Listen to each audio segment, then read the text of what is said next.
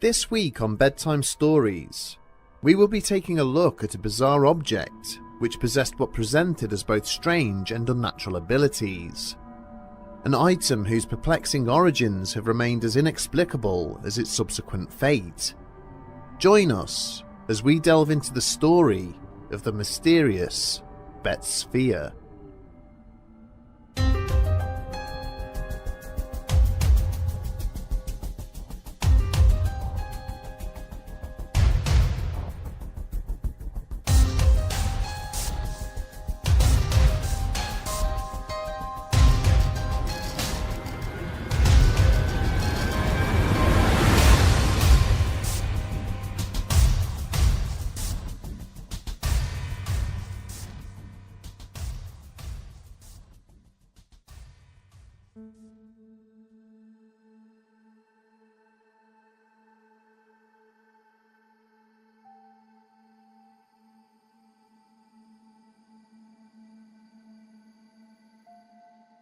In previous episodes, we have investigated accounts and descriptions of a number of enigmatic items. In several of these cases, these articles appeared to have possessed some form of sinister power or aura. These indefinable forces went on to adversely affect the health and fortune of those who encountered them. Included in this category is the grave of murderer Carl Pruitt, which allegedly caused the deaths of those who interfered with his tombstone. There is also the Porsche 550 Spider which James Dean was driving at the time of his death, dubbed Little Bastard.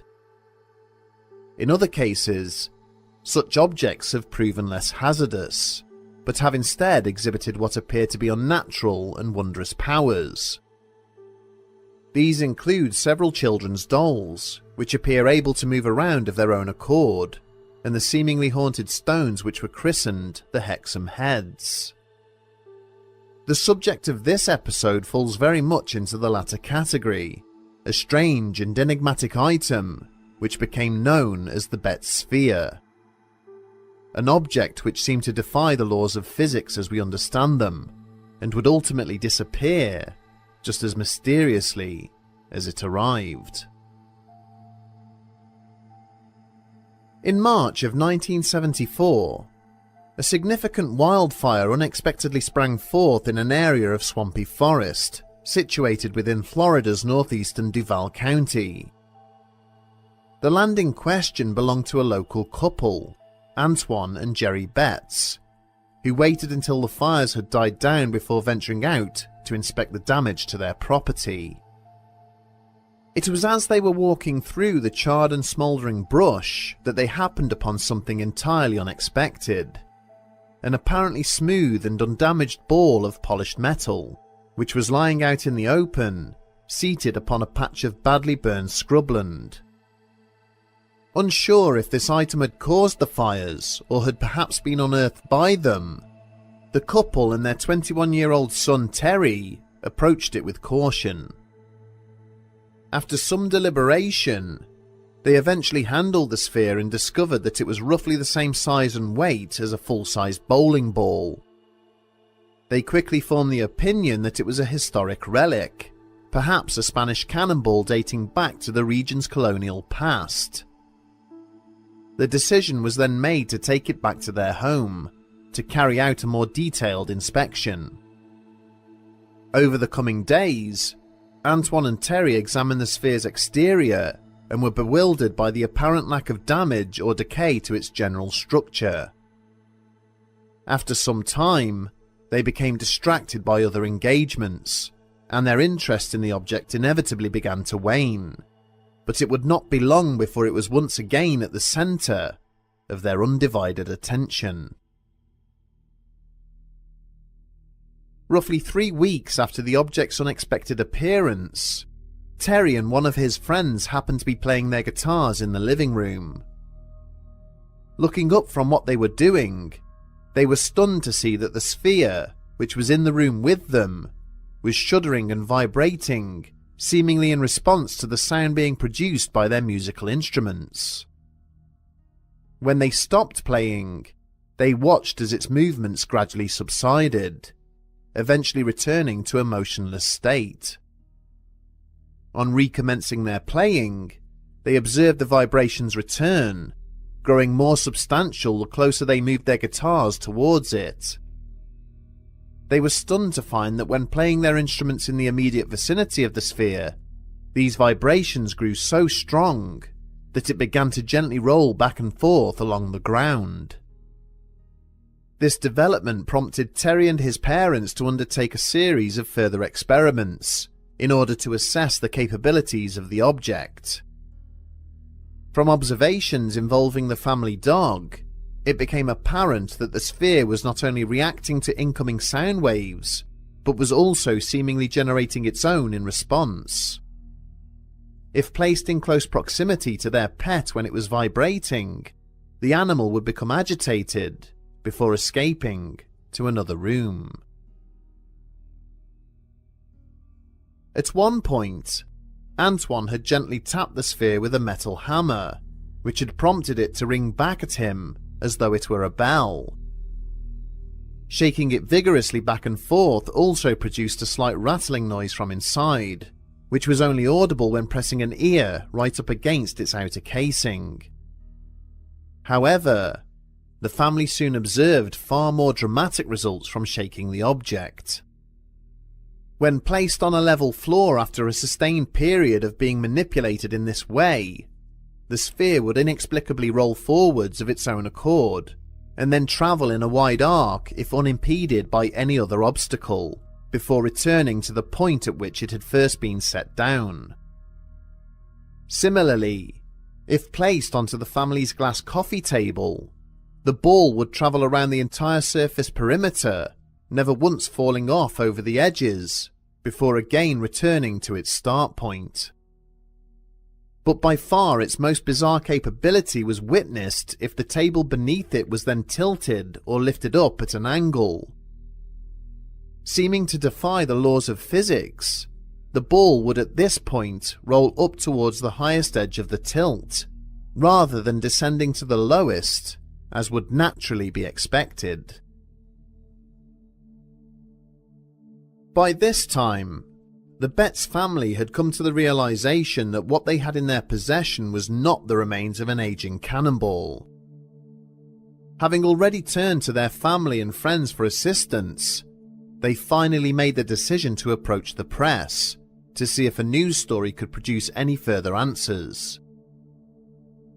Having listened to their story, a local newspaper named the Palm Beach Post duly dispatched a photographer named Lou Egner to the Betz residence. Initially dismissive of his assignment, Egner had listened impassively as the sphere's wondrous antics were described to him by Antoine and Terry. But when the item was shaken up and then handed to him to place on the ground, his jaw dropped. The photographer would later recall that after a few seconds, the metallic ball had rolled forwards of its own accord for a distance of roughly 4 feet, and then travelled back in a wide arc of around 8 feet, before coming to a gentle stop at the point he had set it down. Now fully engaged with the story, Egner had carried out a series of his own tests, assisted by the Betz family. He observed that when placed directly into a patch of sunlight, the sphere would travel a further distance and at a greater speed, seeming to suggest that some of its power was generated by solar energy. Egner's article, which was published a short time later, prompted a frenzy of media activity, with several national newspapers picking up on the story. Commentators began to speculate wildly about what the item could be, with suggestions ranging from a secretive government experiment to a crashed Soviet satellite. Correspondence was also received from renowned ufologist Dr. J. Allen Hynek, who asked if the sphere could be sent to him for a short time so that he could assess whether it may be extraterrestrial in origin. This request, like similar ones from several private laboratories and companies, was flatly refused by Antoine and Jerry, who believed it would lead them to losing control of the item. For the next few weeks, as the hype around the story gradually subsided, life began to return to normal for the family. But this period of relative calm was soon disrupted by a series of disturbing incidents which took place within the Betz household. On several occasions, the homestead was suddenly filled with short bursts of seemingly otherworldly music. This was described as being similar to organ music, which would rapidly build up into a deafening crescendo before ceasing as quickly as it started. The family were also kept awake by the sound of internal doors opening and slamming shut, despite none of them being observed to do so, and nobody else being present at the address. Eventually, her nerves worn down by worry and lack of sleep, Jerry Betz consented to send the sphere away from the family home for further analysis. Initially believing that the government was best placed to assist them, the Betz family delivered the object to the Naval Air Station in Jacksonville. But at first, the technicians at the base were unable to see beyond the object's exterior, claiming their X-ray machines were not powerful enough.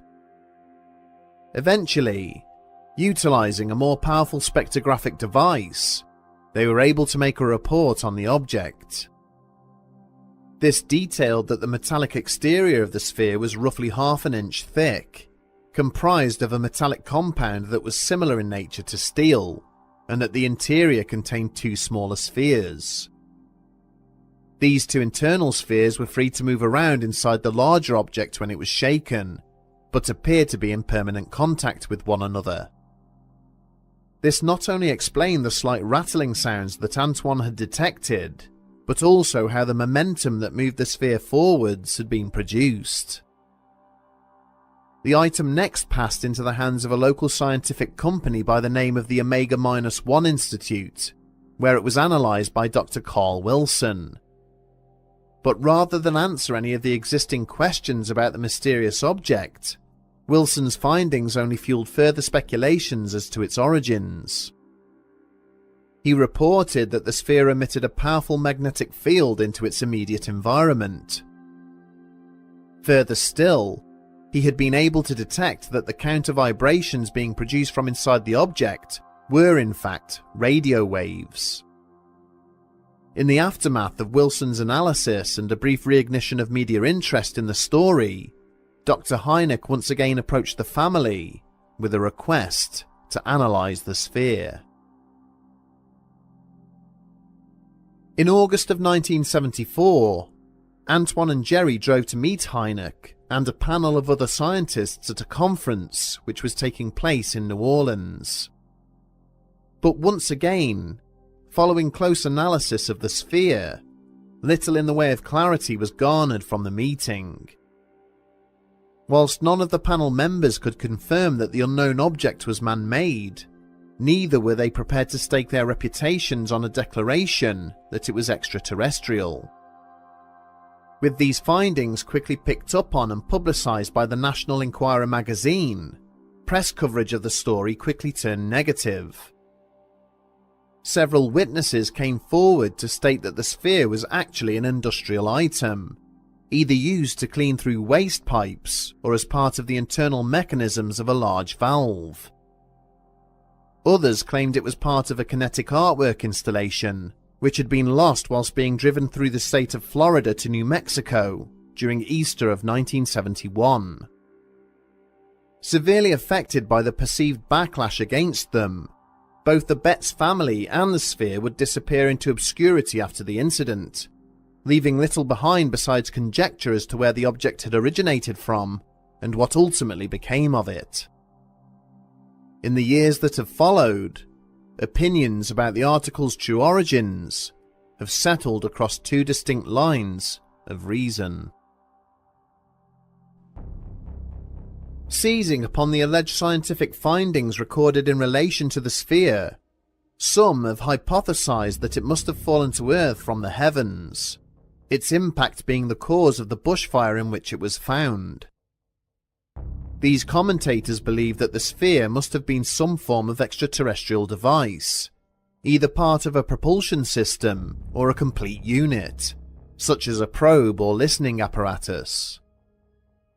Interestingly, the descriptions of the item do bear a striking resemblance to diagrams drawn by Bob Lazar regarding anti-gravity drives housed at Groom Lake, and the sphere itself did seem to present properties of an anti-gravitational nature.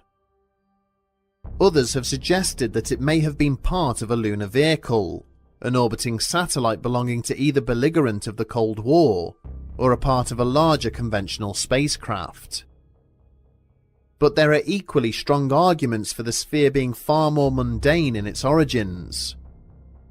Its dimensions and appearance are uncannily similar to the valve components sold by local businesses and used in the artwork that was sent to New Mexico. Manufacturers of the valves claim that on occasion, shavings from drill heads or other tools fall into them, and this may be the reason for the rattling sound heard inside. It has also been claimed by some sources that the sphere was never observed to move of its own accord outside the Betz household, and that the whole affair was either a ruse or a case of mild hysteria on the part of those investigating it.